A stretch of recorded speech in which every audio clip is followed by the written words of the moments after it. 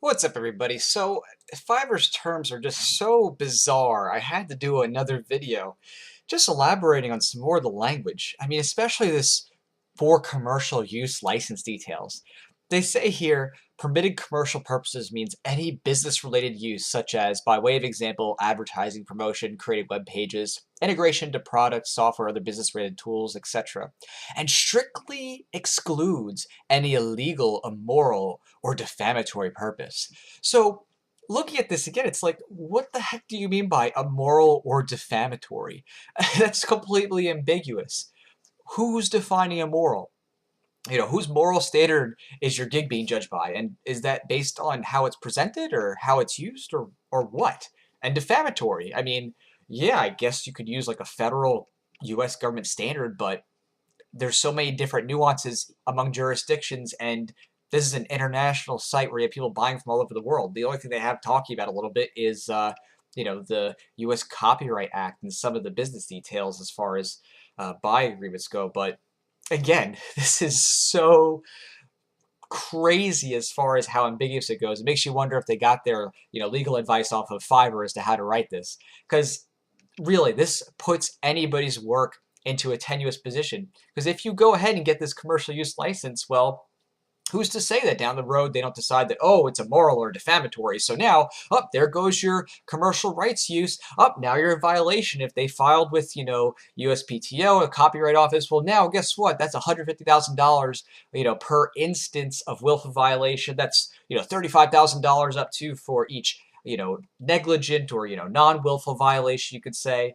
I mean, that's just absolutely crazy. And again, here, on one kind of note, they're saying, oh, we're, giving you the rights to the intellectual property here. And then they're also saying, oh, but it's a license. So what is it? Are you really giving everybody a default ownership?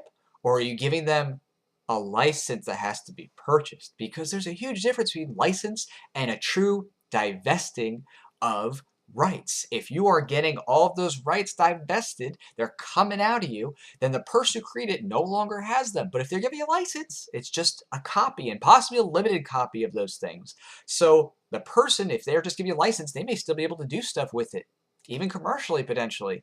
So that's really, really weird to use that kind of language, especially here. They're saying, oh, it's a perpetual, exclusive, non-transferable worldwide license. But okay, so apparently it's exclusive to the person who has it, but is it exclusive to them only, or is the person who also owns it able to use it?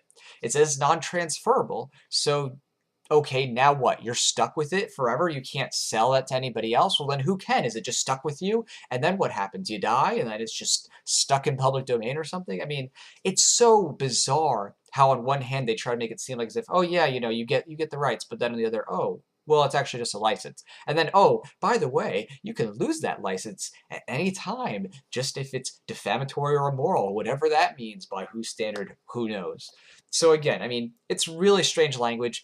They try to create these kind of traditional legal structures around license and around, giving a divesting, handing over all those work for hire rights. It's normal when you work for hire, the person who's buying it just gets all of it. They have the complete control over it. No matter what, they can transfer it.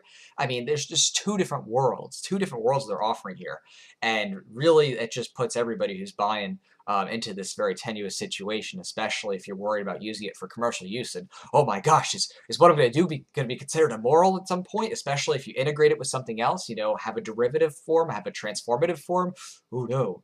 So really kind of scary stuff. I hope that they take some time to actually fix that, because otherwise there's going to be some serious issues down the road.